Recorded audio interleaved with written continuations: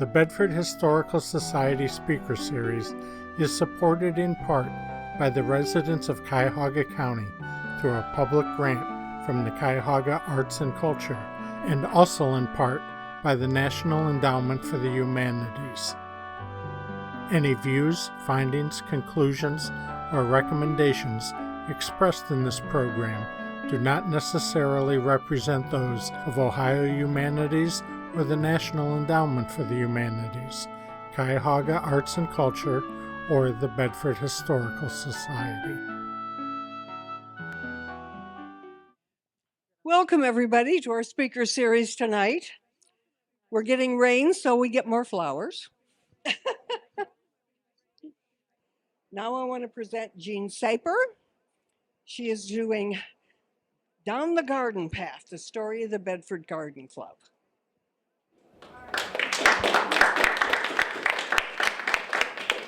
Well, I think I can move on from this. There we go. Welcome, everyone. I'm so glad you came out in spite of the weather tonight. I mean, it's like, thank you for being brave. So I want to let you know, I have been a member of the Bedford Garden Club for almost as long as I've been in Bedford, which is a lot less time than a lot of other people. But so tonight I want to take you down that garden path for the story of the Bedford Garden Club. It's almost 100 years old, and it was founded in 1927. So that's a long time for any organization. And we've been in continual existence the whole time. So we'll get some of the highlights, some of the people that were involved, and I'll try to get 97 years worth into the time that we have here tonight. So it's April in 1927 in Bedford.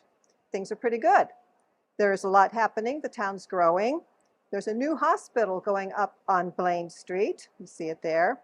And the red cars of the ABC Interurban line are going through town on Broadway, going through Akron, Bedford, and Cleveland. There's a lot to do in Bedford. There are 29 social clubs, civic organizations, and music groups. So we always find something to do. There were 3 new bowling alleys coming up that built at the Bedford Glens. And that made a total of 7. Count them, 7 bowling alleys. I just love that fact.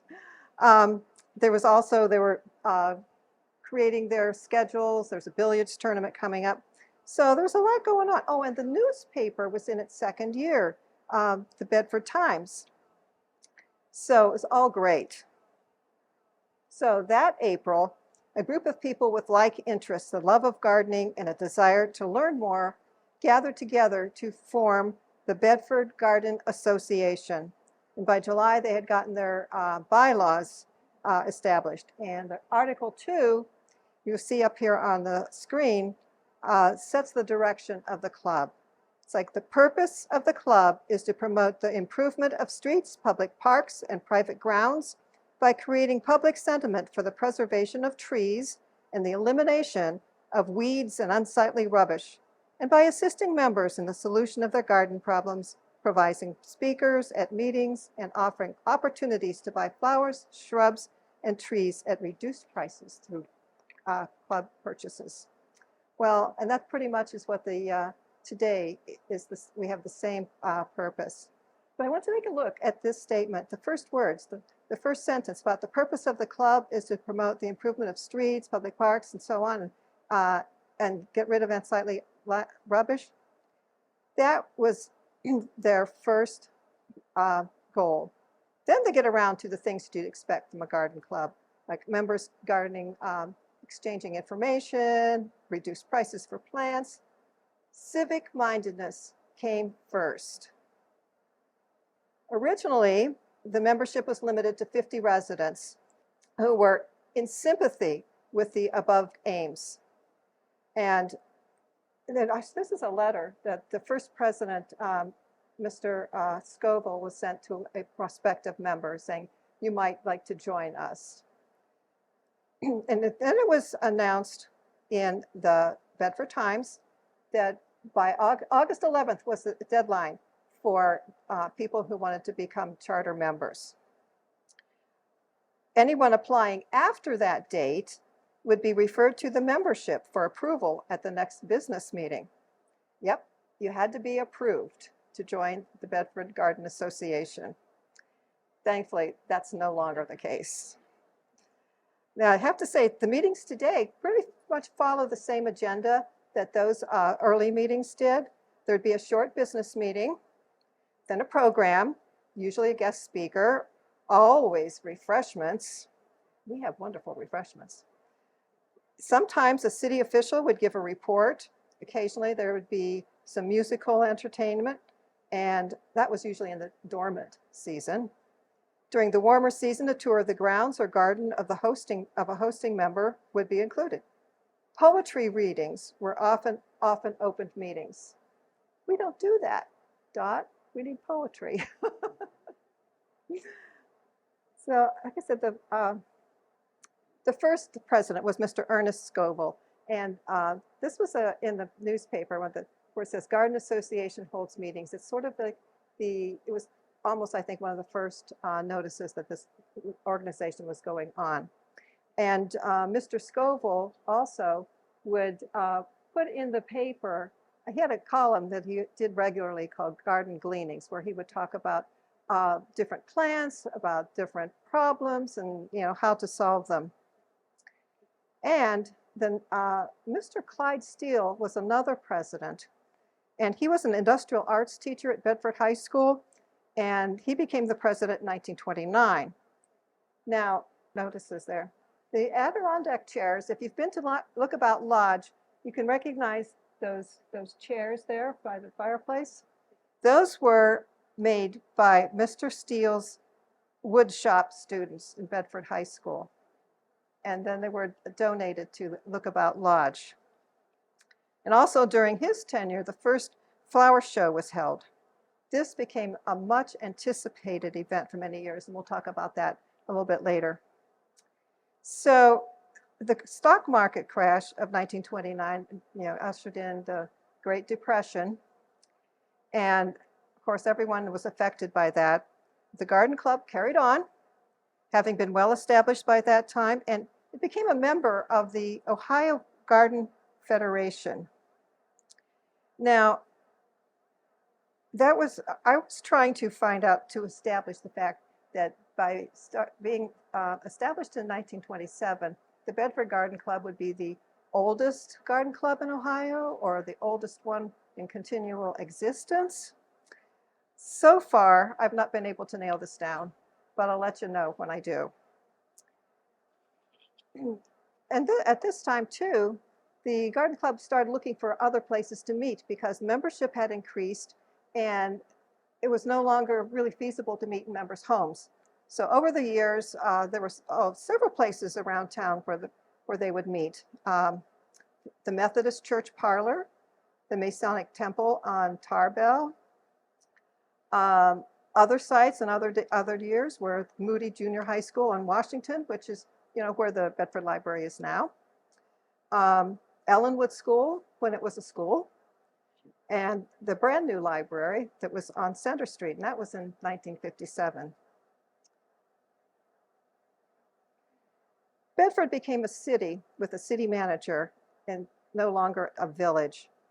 And the club's association with the city then began in 1930 when it was called upon to discuss ways to beautify Bedford. Remaining true to their bylaws, the club happily accepted these ideas. In 1932, they planted flowers on the square and helped landscape the new hospital on Blaine Street. Thus, a course of civic action was created and was formed, and that lasts long into the future. The club supported environmental issues long before that became a popular thing. Miss Theodora Blake circulated a petition to clean up the dumps springing up all over town. At that time, there was no trash collection in the city. The practice of dumping trash in a homeowner's backyard or a city dump was identified. The Garden Club urged the city to enact laws to eliminate this and provide refuse pickup.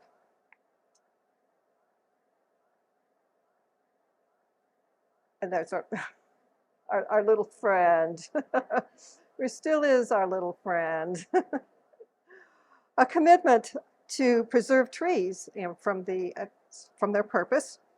It began really in force in 1934 when they started identifying and cataloging important trees in the area. Oh, and they also collected $12.50 to help save the redwoods in California.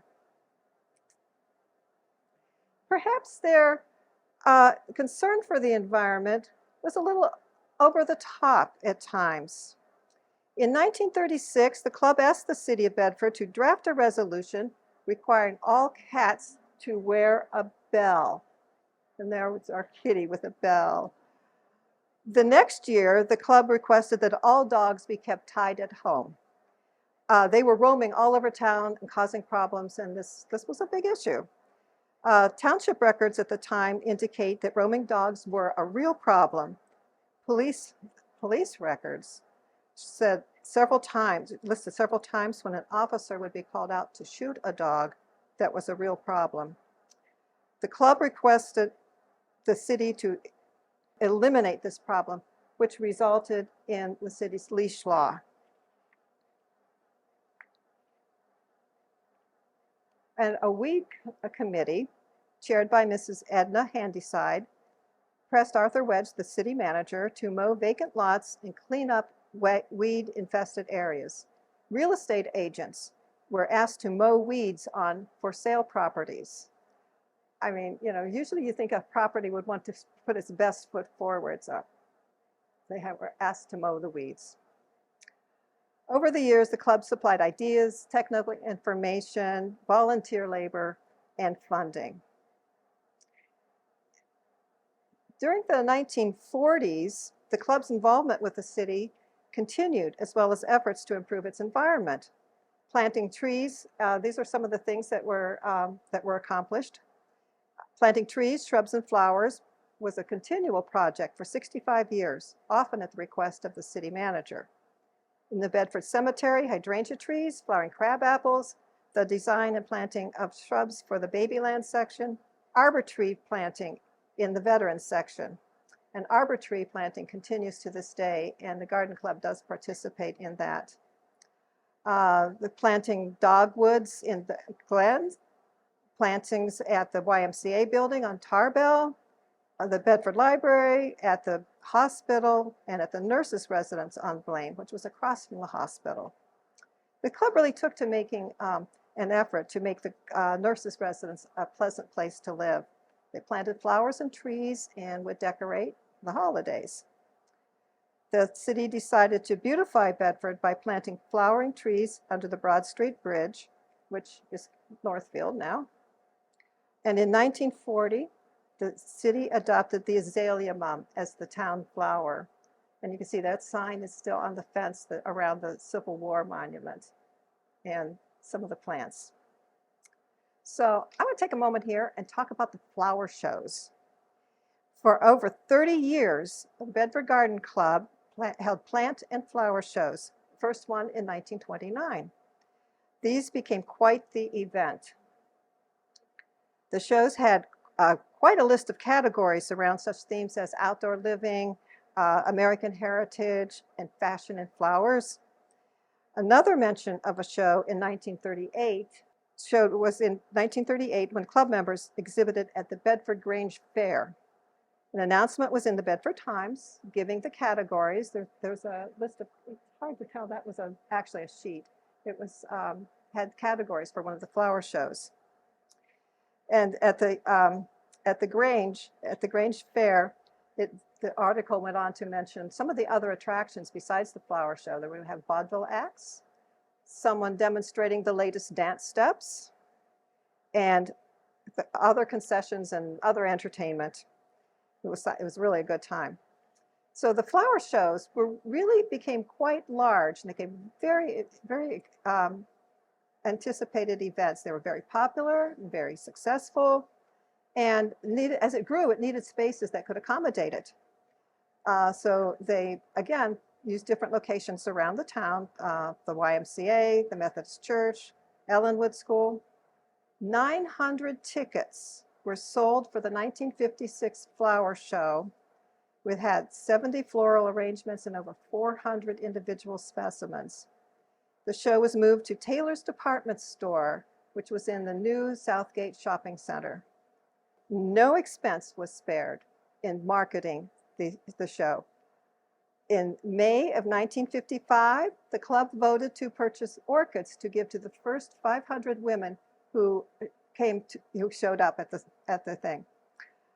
In 1956, they ordered 1,000 orchids. This was discontinued after that. Yeah, it got a little expensive. The last really big show was held in 1964 in the council chambers of the City Hall. And the last show was held in 1974 at the library. Now, as you know, the 1940s also had the World War II. And during the war years, there were other things that were happening. Victory gardens were all over the countryside. And so club members approached the city manager, Arthur Wedge, about using vacant lots for community gardens. These gardens were located on the east side of Center Street, where Our Lady of Hope now stands. And club member Arlene Furmeyer offered the use of water from her home on the other side of the street, a hose stretched across Center Road. The gardens were so successful that in May of 1943, more garden plots were available around the city. And from the 1942 minutes, it was noted that it was getting hard to find outside speakers to come to the meetings because there was the rationing of gasoline and rubber tires. So individual members were called upon to present talks on gardening and their topics. In addition, paper was also rationed, and it became scarce. So instead of mailing notices of the meetings to the membership, they decided to put it in the newspaper and everybody could see it there. And the 1940s brought other problems too. In 1946, a crisis occurred. In November, it was time for the new roster of officers for the next year to be voted on. But no one wanted to be president. Imagine that. So the meeting of the past presidents were called, and they gathered together to discuss this problem and to consider whether the club should actually continue or not. So eventually they did find a slate of officers. They decided, yes, they would continue. But they thought, well, we might have to think about opening the membership to the public. Well, they didn't. And not until, I think in the 1950s, before that, they continued having to approve new members. So part of the problem was, or they said, was because the bylaws would have to be changed. And they didn't do that until 1964, when they made the revision, and it was implemented in March of that year. So the city continued to grow, and there was much around the city that needed attention, and the Garden Club was poised and ready to provide the assistance. Some of the other things that they did was they provided financial help to the Meals on Wheels program, to the Red Cross, to the hospital and the Bedford schools. In the late 50s and 60s, receptions were held for retiring teachers.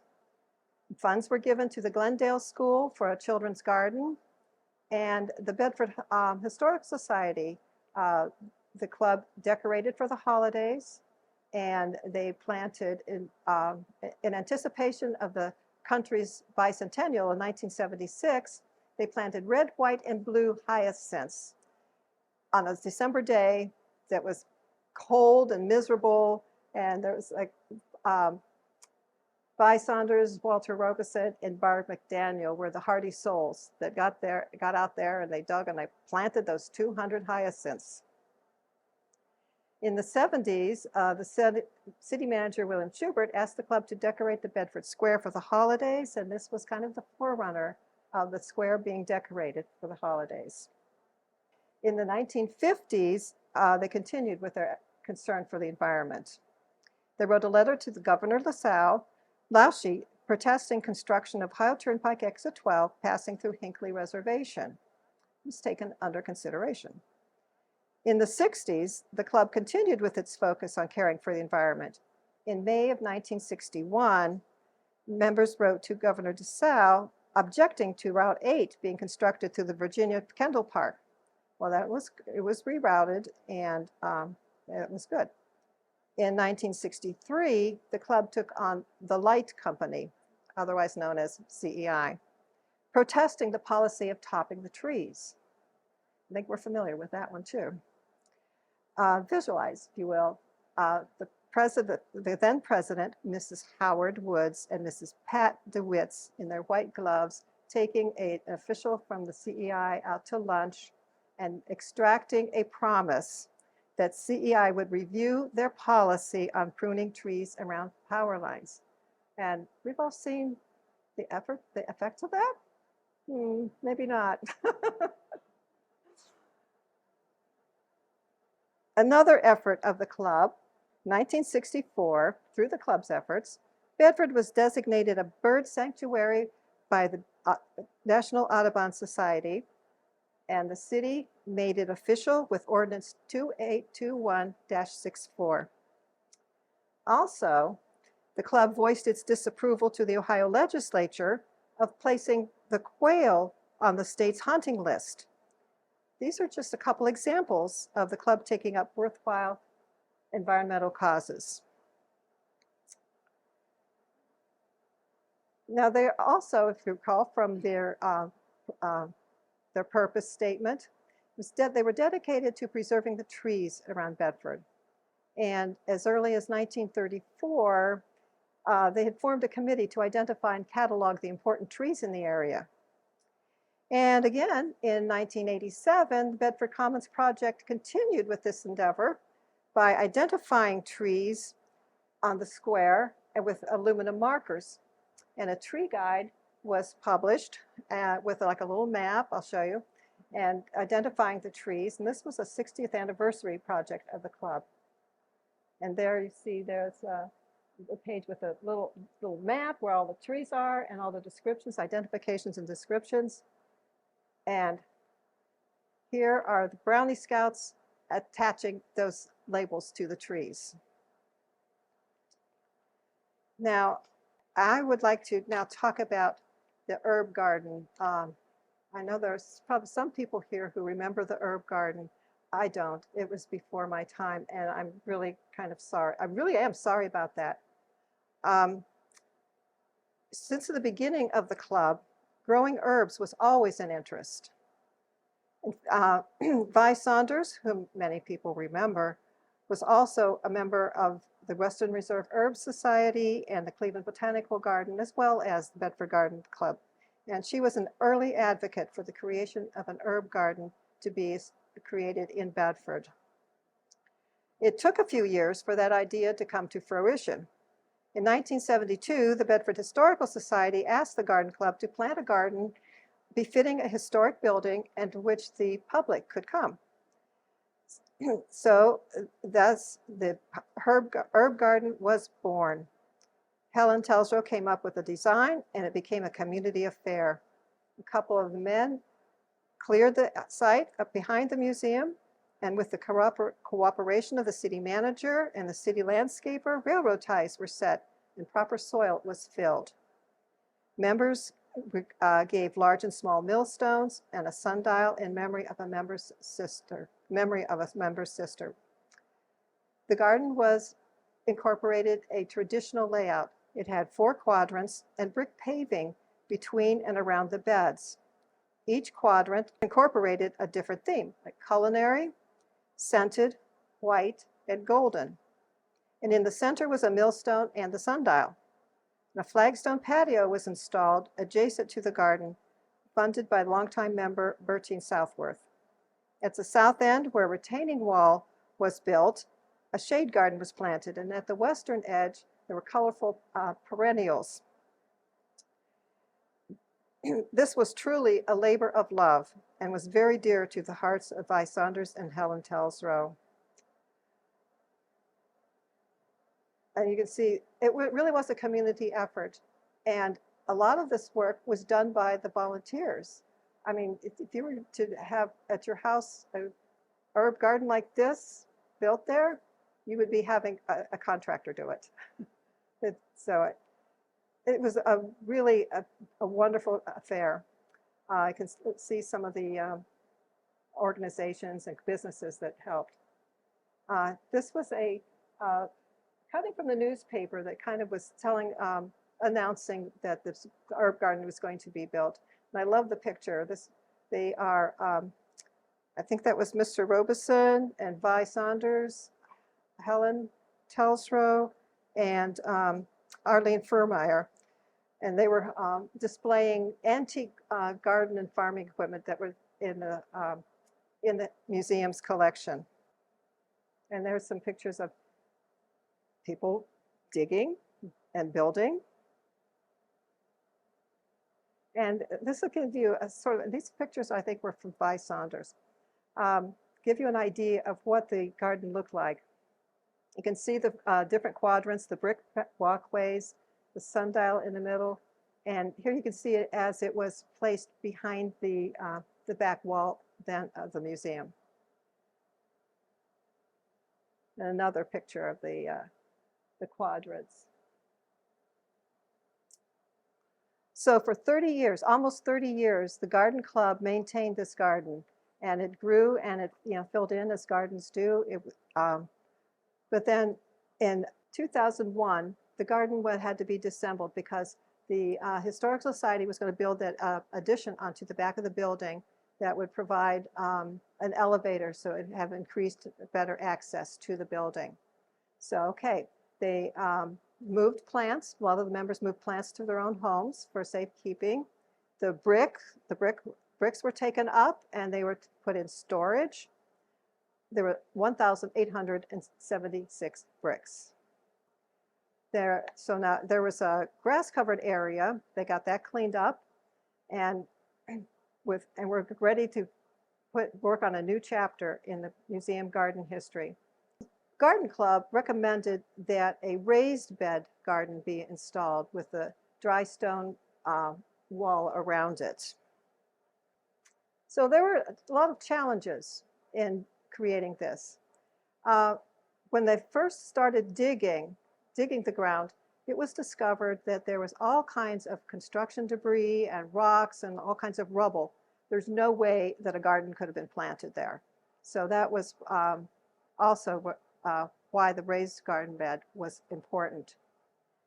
Some of the stored bricks had somehow evaporated, I guess.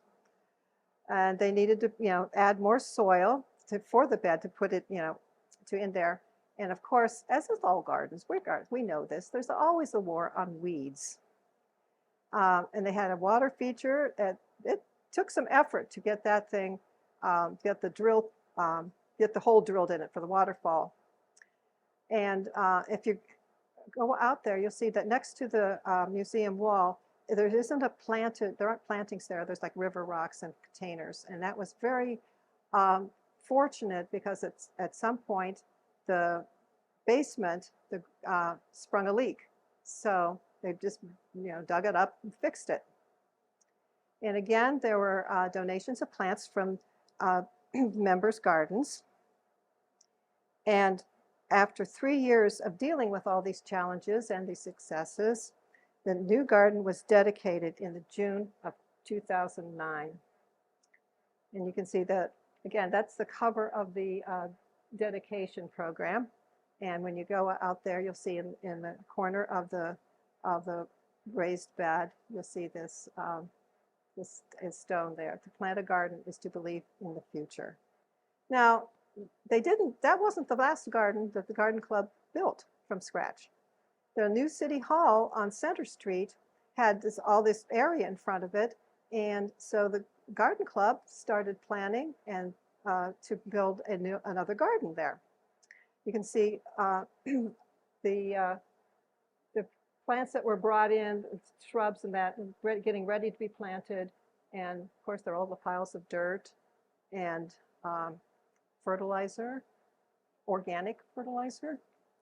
In 2003, it was earlier than the museum garden. It was dedicated. And there you can see the finished garden and some of the people who were very instrumental in that, and another picture of the corner of that garden in front of City Hall. That brings us to the 90th anniversary. So 2017 was the 90th anniversary, and several events were planned. After much deliberation, a garden and art tour was planned. There were 11 gardens around town, and at each one of those, there would be an artist would be stationed who would be demonstrating his work or creating other artwork while he was there. We were talking about garden tours before. This was, I think, one of the third one that the club had done. A gala dinner was planned, and if you notice, there is a beautiful fence, metal fence out there, and that was part of the 90th anniversary. That was installed there. And you can see there's these medallions that were created by artists, and some of them by art students in Bedford High School.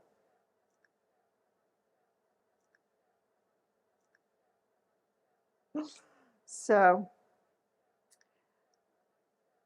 then plant sales. The garden club had always had plant sales in the spring, ever since 1938 or 39. And it became a means to raise funds that were necessary for all these projects. As well as that was, remember, their purpose statement, providing plants for sale to members. And so they continued. Early sales were held in the front lawn of Bedford City Hall, and has been held many places. Like everything else over the years, it traveled around depending on where the space was. And you can see here, for a number of years, it was at one of our members' front yards. I think, though, the deer also liked the plant sale.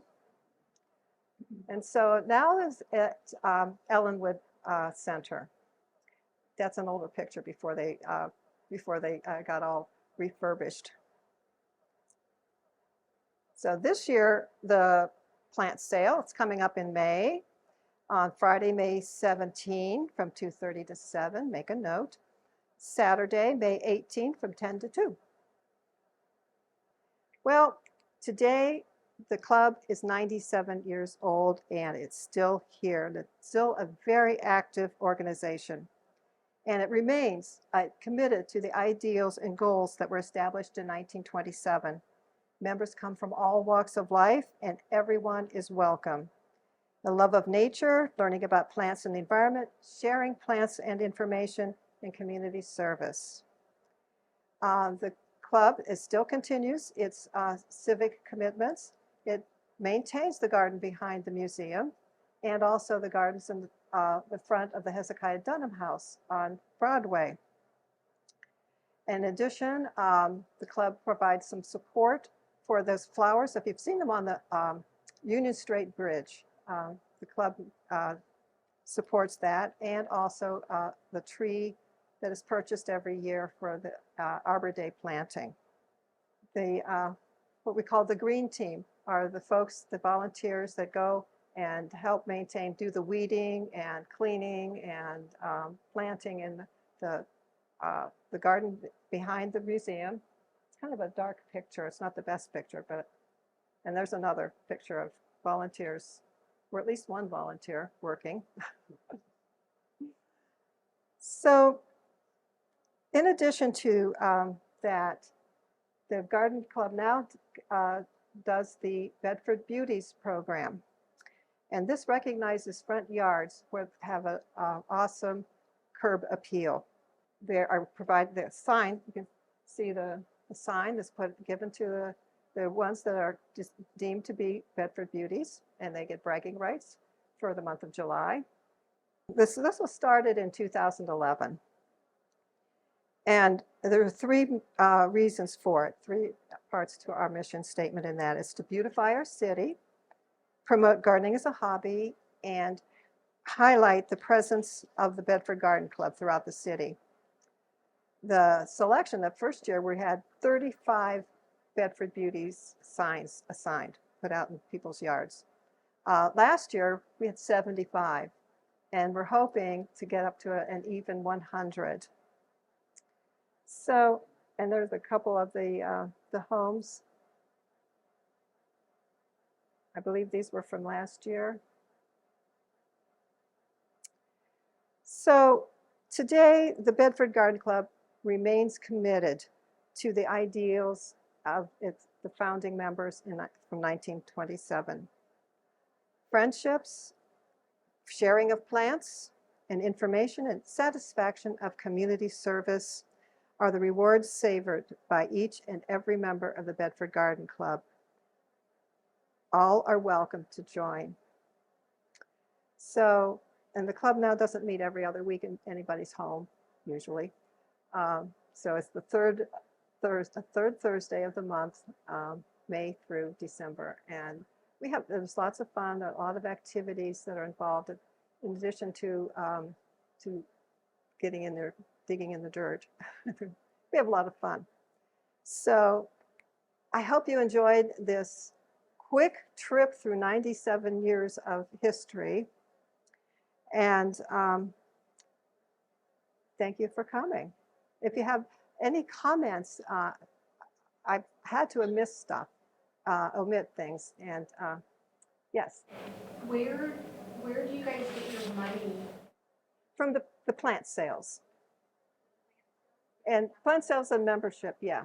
To have enough money to provide for everyone? With us also have been, over the years, there's been some donations that has helped do that. So there's also been a lot of help with some of those projects too. So, but the main source of funds currently is the plant sale.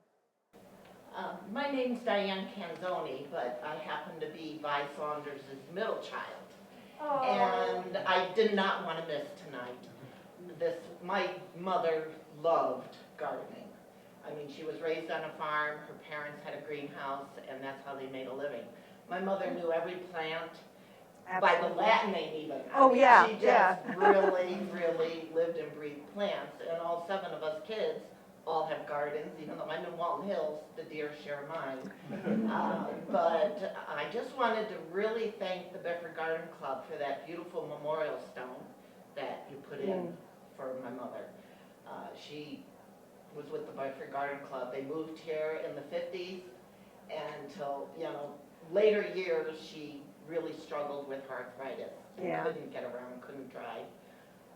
But her heart and soul is in Bedford and the Bedford Garden Club. Oh, yeah, and that the herb garden, oh my word. If you want more pictures, I'm sure I could. Oh, there's I mean, with Helen Teldrow and Joanne Teldrow and Barb and just everybody.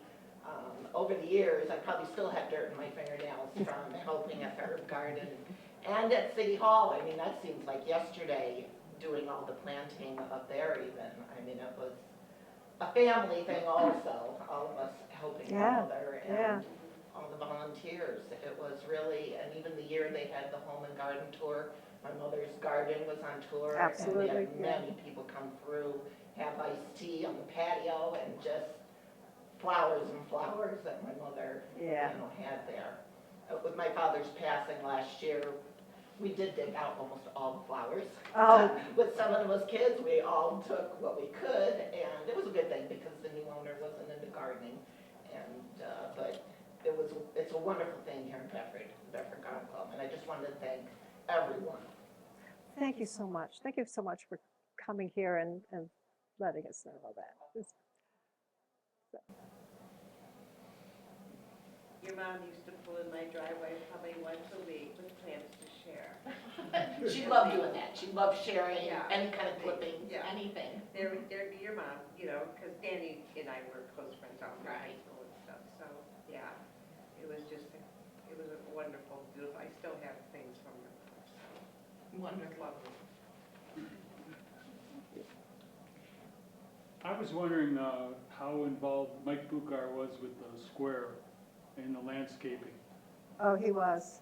I mean, how much, he was my dad's uncle, or my dad's cousin. But I was curious, I know he was always working around the square and stuff, you know, when they set up the gazebo, right? Pretty much he was involved with a lot of that layout. You know. Yes.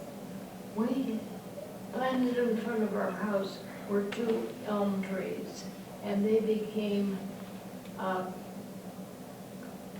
they got bugs. Well, yeah.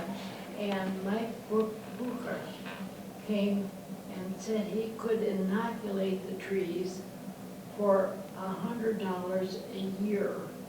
And so we did not think we could afford $200 every year to inoculate these trees. And they were cut down. But he said that he only inoculated 1 tree, and that was the elm on the square. Oh. That big, That massive tree? big tree that is all kind of tied together to keep it from coming down. And he said that was the only tree he ever inoculated. Wow. That's amazing. Yes, I Jen? could fill in a little more on the herb garden Yep. and the subsequent garden. A name that should be brought up is Bertine Southward. Yeah. And when we worked on the herb garden, we ran out of money. So Bertine coughed up, she was determined to have a patio, which was right against the building. Okay, it's not the current one, it's right against the building. And so she coughed up the money for that. Wow. And paid for it, and so we continued. Now, we made money off the herb garden because we would trim the herbs, dry them, and then put them together in little muzzy fussy things, and we used that as one of our money makers.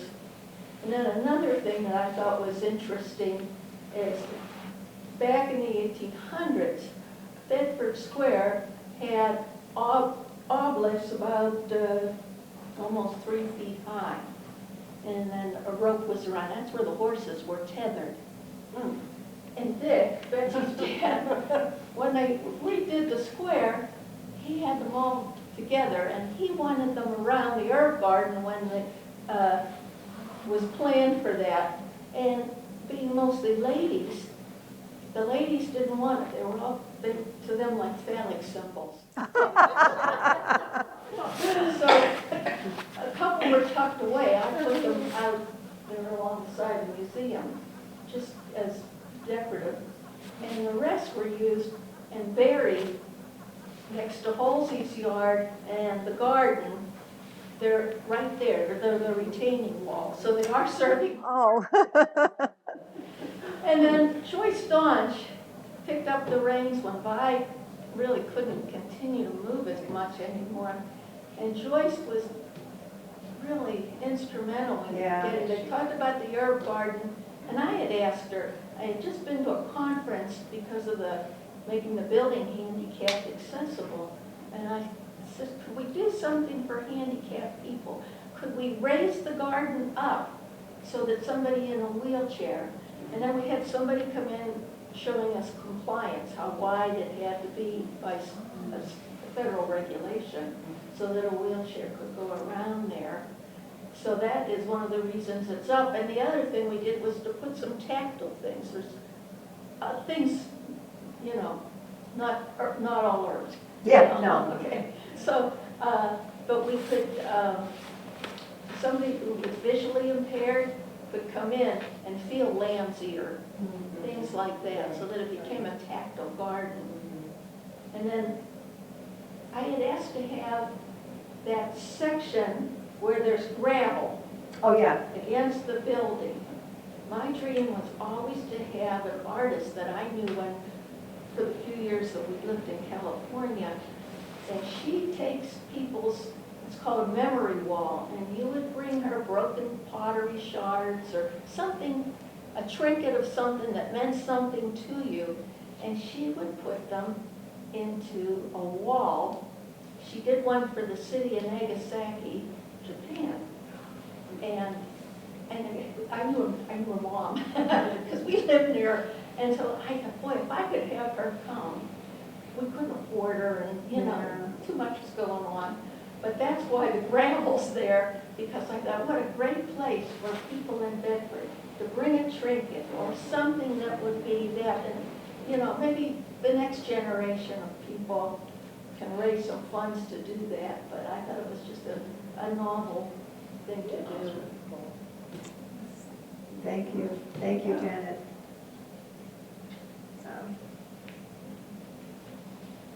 Okay.